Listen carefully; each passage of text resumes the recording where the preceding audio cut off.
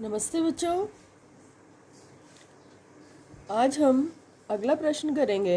Hydrogen परमाणु के लिए बोर मॉडल का वर्णन करें। विभिन्न वैज्ञानिकों ने अलग अलग मॉडल दिए परमाणुओं के लिए। एक वैज्ञानिक द्वारा किए गए काम पर दूसरे वैज्ञानिक ने प्रयोग किए। जैसे थॉमसन ने मॉडल दिया, रदरफोर्ड ने प्रयोग किया, रदरफोर्ड ने अपना मॉडल दिया। रदरफोर्ड के मॉडल में जो कुछ कमियां थी उसको सुधार करते हुए बोर ने मॉडल दिया। तो हाइड्रोजन परमाणु के लिए बोर द्वारा मॉडल दिया गया। तो देखते हैं इसको। ये मॉडल 1913 में दिया गया था नील्स बोर द्वारा, और इस मॉडल को देने के लिए उन्होंने प्लांक के क्वांटम सिद्धांत को आधार माना था। याद कीजिए, प्लांक का क्वांटम सिद्धांत जिसमें हमने सूत्र किया था E बराबर एच न्यू। प्रकाश की कणीय प्रकृति को बताता था ये। हाइड्रोजन परमाणु का मॉडल दिया। इसके मुख्य बिंदु निम्न है। प्रश्न आता है परीक्षा में, बोर परमाणु मॉडल के मुख्य बिंदु बताइए। हाइड्रोजन एटम मतलब परमाणु। हाइड्रोजन एटम में इलेक्ट्रॉन नाभिक के चारों ओर निश्चित त्रिज्या व ऊर्जा वाले वृत्ताकार पथों में घूम सकता है, और इन निश्चित त्रिज्या और ऊर्जा वाले वृत्ताकार पथों को कहा जाता है कक्षा।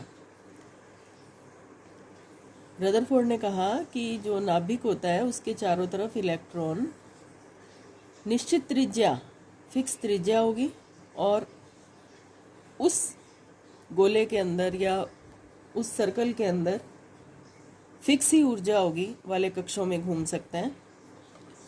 दूसरा, कक्षा में इलेक्ट्रॉन की ऊर्जा नहीं बदलती। अगर इलेक्ट्रॉन एक बार एक कक्षा में स्थित है, वो उसी में लगातार घूमता रहेगा और उसकी ऊर्जा कभी भी नहीं बदलेगी जब तक वो उसी कक्षा में घूम रहा है।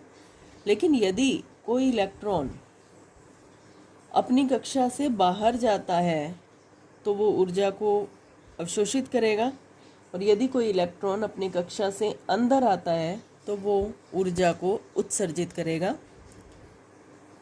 जब तक अपनी कक्षा में रहेगा ऊर्जा में कोई परिवर्तन नहीं होगा। अपनी कक्षा से बाहर जाएगा तो ऊर्जा को अवशोषित करेगा, और अपनी कक्षा से अंदर आएगा तो ऊर्जा को उत्सर्जित करेगा। लेकिन ये ऊर्जा परिवर्तन सतत नहीं होगा, कॉन्टिन्यूअस नहीं होगा, बल्कि पैकेट्स, फोटोन के पैकेट्स के रूप में होगा, जैसा कि प्लांक ने बताया था। नेक्स्ट पोस्टुलेट या अभिग्रहित जो इनके द्वारा दिया गया, यदि E1 निम्न अनुमत ऊर्जा मतलब नीचे वाले छोटे कक्ष की, जैसे जैसे बाहर जाते हैं ऊर्जा बढ़ती जाती है, तो अगर छोटे या अंदर वाले कक्ष की ऊर्जा E1 हो और बाहर वाले कक्ष की ऊर्जा E2 हो, तो किसी स्थायी अवस्था में संक्रमण के समय मतलब इलेक्ट्रॉन के एक कक्षा से दूसरी कक्षा में जाते समय, भले तो वो अंदर से बाहर जा रहा है, भले बाहर से अंदर आ रहा है, संक्रमण के समय ऊर्जा में परिवर्तन होगा। डेल्टा E, डेल्टा परिवर्तन को बता रहा है, E2 माइनस E1, मतलब अधिक ऊर्जा में से कम ऊर्जा घटा देंगे तो वो ऊर्जा में परिवर्तन आ जाएगा। अब हम जानते हैं इस सूत्र के अनुसार, E बराबर एच न्यू के अनुसार, न्यू क्या हो जाएगा? न्यू बराबर हो जाएगा E बटा एच। न्यू बराबर होता है E बटा एच। तो यहाँ पर जितनी ऊर्जा का लेन देन हुआ उससे संबंधित आवृत्ति कितनी होगी? डेल्टा E बटा एच। डेल्टा मतलब ऊर्जा में परिवर्तन। इसे बोर का आवृत्ति नियम कहते हैं, तो इसे आप याद करेंगे। बोर का आवृत्ति नियम किसे कहते हैं? तो ये पूरा पॉइंट आपको उसमें लिखना होता है। अगला बिंदु देखते हैं।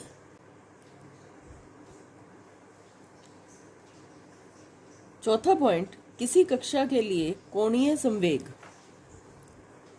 संवेग हमने पढ़ा है, द्रव्यमान ये हमने पढ़ा है, P बराबर m गुणा V। द्रव्यमान और वेग का जो गुणनफल होता है उसको संवेग कहते हैं। ये तो सीधी रेखा में गति करने वाली वस्तु के लिए होता है, और यदि कोई वस्तु वृत्ताकार पथ पर गति कर रही है तो हम संवेग की जगह शब्द काम में लेते हैं कोणीय संवेग, और कोणीय संवेग का सूत्र ये रहता है mv, ये तो ऐसे कैसे, और r उस वृत्ताकार पथ की त्रिज्या और गुणा हो जाती है साथ में। तो किसी भी कक्षा के लिए, ये विभिन्न कक्षाएं हैं, पहली कक्षा, दूसरी कक्षा, तीसरी कक्षा, तो किसी भी कक्षा के लिए कोणीय संवेग mv r का मान हमेशा n h2 पाई के बराबर होगा। यहाँ पर n उस कक्षा की संख्या है। अगर हमें कक्षा संख्या 2 या दूसरी कक्षा के लिए कोणीय संवेग निकालना है तो हमें 2 गुणा प्लांक स्थिरांक हो जाएगा बटा 2 गुणा पाई 3.14, इसको हल करना पड़ेगा। प्लांक स्थिरांक की वैल्यू रख देंगे और इसको हल करना पड़ेगा, तो वो कोणीय संवेग के बराबर हो जाएगा। यहाँ पर n का मान 1, 2, 3 कुछ भी हो सकता है, जिस कक्षा के लिए हम ज्ञात करना चाहते हैं वह हो सकता है।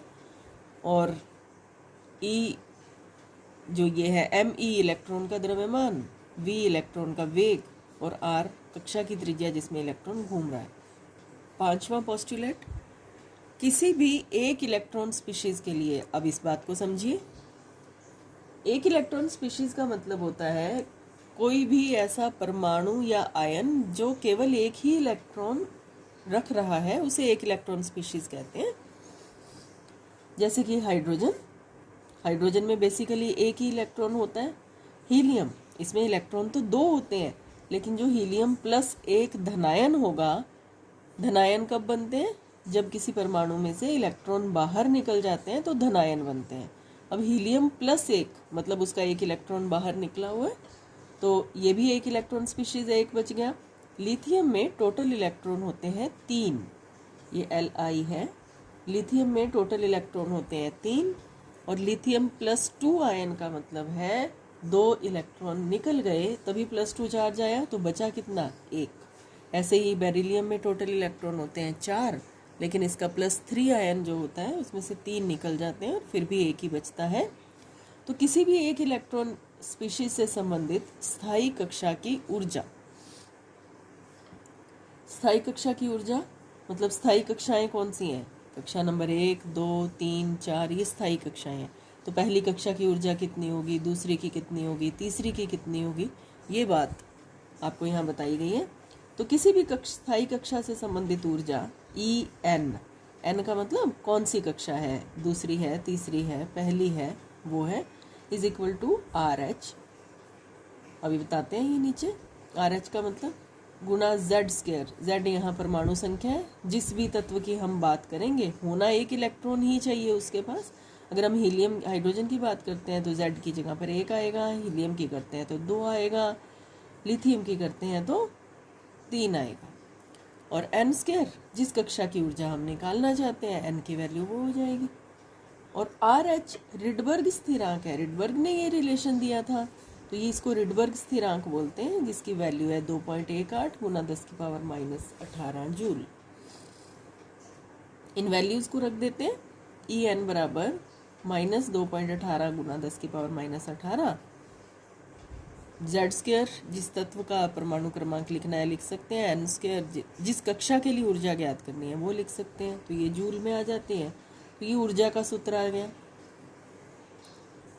फिर है, अगर हम सिर्फ हाइड्रोजन एटम की बात करना चाहते हैं, ये तो किसी भी तत्व की बात हो गई, बस इलेक्ट्रॉन 1 होना चाहिए उसके पास।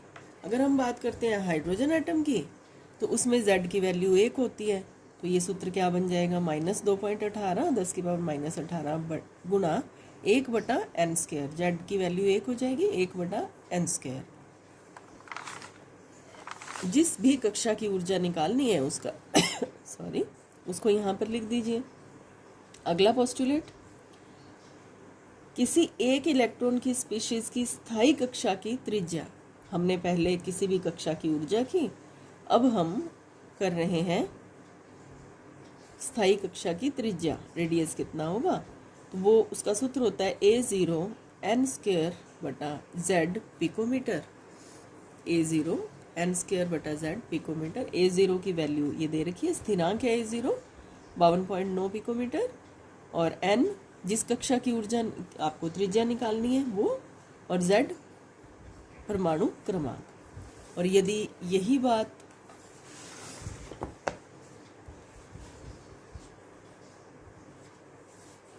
हम वैल्यू पुट कर दें A0 की, तो फॉर्मूला बनता है किसी भी तत्व के लिए अगर हमें निकालना हो लेकिन उसमें एक इलेक्ट्रॉन ही रहना चाहिए, तो फॉर्मूला बनता है 52.9 n² बटा Z पिकोमीटर।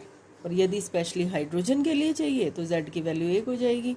ये सूत्र बन जाएगा 52.9 n² पिकोमीटर। ये आ गई त्रिज्या। अब बात करते हैं हाइड्रोजन का रेखा स्पेक्ट्रम, जो हमने पिछली वीडियो में गोलों वाला पढ़ा था, लाइमन श्रेणी पाश्चन श्रेणी वाला, उसकी बात हो रही है। हाइड्रोजन के रेखा स्पेक्ट्रम में यदि इलेक्ट्रॉन Ni कक्षा से Nf कक्षा में आता है, Ni का मतलब है इनिशियल प्रारंभिक कक्षा, और Nf का मतलब है अंतिम कक्षा, जहाँ से चला, जहाँ आकर के रुका। तो ऊर्जा डेल्टा ई बराबर EF माइनस EI। EF मतलब जहाँ आकर के रुका उसकी ऊर्जा, उसमें से शुरू वाली ऊर्जा घटा देते हैं। अब हमें रिडबर्ग ने ये सूत्र दे ही रखा था ऊर्जा का, तो ऊर्जा का सूत्र रिडबर्ग के द्वारा जो दिया गया था, तो हम डेल्टा ई इस परिवर्तन को निकाल लेते हैं। तो ये सूत्र आप याद रखेंगे, RH और ब्रैकेट में आएगा 1/Ni² प्रारंभिक ऊर्जा माइनस अंतिम ऊर्जा, इन दोनों के स्क्वायर, ऊर्जा नहीं प्रारंभिक कक्षा का स्क्वायर माइनस अंतिम कक्षा का स्क्वायर, और यहाँ रिडबर्ग स्थिरांक आ जाएगा। दोबारा देखें, डेल्टा ई बराबर रिडबर्ग स्थिरांक आ गया 2.18 गुना 10⁻⁻18, और ये प्रारंभिक कक्षा का स्क्वायर माइनस अंतिम कक्षा का स्क्वायर। अब यहाँ पर इस ऊर्जा से संबंधित जो भी फोटोन होगा उसकी आवृत्ति की अगर हम बात करना चाहें, तो पीछे भी हम करके आए हैं, न्यू बराबर डेल्टा ई बटा H। तो डेल्टा ई का मान तो ये हमने निकाल रखा है, बटा H रिडबर्ग स्थिरांक के नीचे ये प्लांक स्थिरांक और लगा देंगे इसके नीचे। तो 2.18 के नीचे जब प्लांक स्थिरांक लगाते हैं तो ये मान प्राप्त होता है 3.29219 गुणा 10⁻⁻15, ब्रैकेट में आएगा Ni का स्क्वायर माइनस Nf का स्क्वायर, और ये हर्ट्ज है, हाइड्रोजन नहीं है ये, ध्यान रखना इस बात का, ये है हर्ट्ज Hz। आवृत्ति निकाल रहे हैं तो आवृत्ति के लिए हर्ट्ज का ही प्रयोग किया जाता है। तरंग संख्या का सूत्र चाहिए तो वो होता है 1.096 गुणा 10⁻7, अंदर वही, और ये हो जाएगा मीटर इनवर्स। तो इस बोर ने हमें अलग अलग चीज़ों को निकालने के फॉर्मूले दे दिए। ऊर्जा को निकालने का फॉर्मूला, कक्ष की त्रिज्या को निकालने का फॉर्मूला, ऊर्जा परिवर्तन को निकालने का फॉर्मूला, ऊर्जा परिवर्तन के समय जो फोटोन उत्सर्जित या अवशोषित हो रहे हैं उसकी आवृत्ति का फॉर्मूला, और उसकी तरंग संख्या का फॉर्मूला। इस प्रकार से अलग अलग सूत्र हमें दिए गए बोर के द्वारा। यहाँ पर एक बात आप ध्यान करें, जहाँ जहाँ सूत्रों के साथ, बहुत सारे सूत्र हमने पढ़े, जहाँ जहाँ सूत्रों के साथ ये पेंसिल से मार्क किया हुआ है, एक एरो लगा रखा है, वो सूत्र आपके न्यूमेरिकल्स में काम आते हैं, और उन सूत्रों को आपने अच्छी तरह से याद करना है। जैसे कि ये वाला, मैं जो एक्स्ट्रा है उसको इरेज कर देती हूँ ताकि आप कंफ्यूज नहीं हो।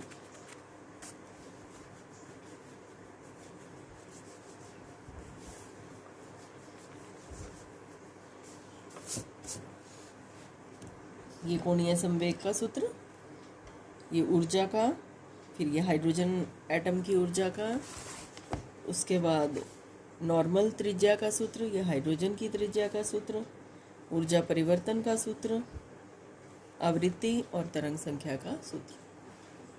ठीक है, अब इसके बाद एक प्रश्न और कर लेते हैं। छोटा सा प्रश्न है,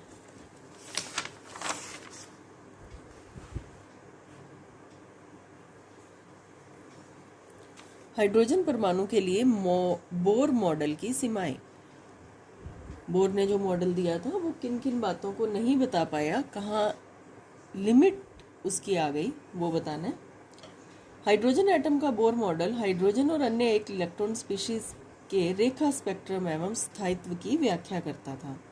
हाइड्रोजन में तो खुद में एक इलेक्ट्रॉन ही होता है, और बाकी जो एक इलेक्ट्रॉन स्पीशीज आपको मैंने बताई थी अभी, बेरिलियम +3, लिथियम और इन सब के बारे में, उन सब के स्थायित्व की और उनके रेखा स्पेक्ट्रम की व्याख्या बहुत बढ़िया करता है। परंतु इसकी सीमाएं हाइड्रोजन स्पेक्ट्रम में सूक्ष्म संरचना द्विक की व्याख्या नहीं कर पाया। इसको आप समझ लीजिए। हमने हाइड्रोजन में इस प्रकार से नाभिक और ये कक्ष हैं, जो श्रेणियां बनाई इस प्रकार, उन श्रेणियों में जो रेखाएं थी उनको जब बहुत बारीक स्पेक्ट्रोस्कोप से देखा गया, सूक्ष्म से, तो वो रेखाएं डबल डबल थी। उनको द्विक कहा गया या डबलेट कहा गया। द्विक वो नहीं बोर बता पाए। हाइड्रोजन के अलावा अन्य परमाणुओं की स्पेक्ट्रम की व्याख्या ही नहीं कर पाए। खाली हाइड्रोजन की, बाकियों की नहीं की। वो एक इलेक्ट्रॉन स्पीशीज थी, भले कुछ और था। स्पेक्ट्रमी रेखाओं के चुंबकीय क्षेत्र में विपाटन, इसको भी समझिए। जो स्पेक्ट्रमी रेखाएं थी, अगर इस स्पेक्ट्रम का अध्ययन चुंबकीय क्षेत्र में किया जाए तो ये रेखाएं फट जाती हैं बहुत सारी रेखाओं में। इस इफेक्ट को कहते हैं जीमान प्रभाव। और यदि विद्युत क्षेत्र में की जाए तब भी फट जाती हैं बहुत सारी रेखाओं में, इसे कहते हैं स्टार्क प्रभाव। जीमान प्रभाव और स्टार्क प्रभाव की व्याख्या भी नहीं कर पाए। अगला है परमाणुओं द्वारा रासायनिक बंध बनाने की व्याख्या नहीं कर पाए कि रासायनिक बंध किस प्रकार से बनते हैं। उसकी व्याख्या भी बोर का मॉडल, हाइड्रोजन मॉडल नहीं कर पाया था कि अणु किस प्रकार से बनते हैं और बंध किस प्रकार से बनते हैं। इसके बाद वाला पार्ट हम टॉपिक अगली वीडियो में लेंगे, तो आप इसको लिखें अपनी कॉपी पर और याद करें। Thank you.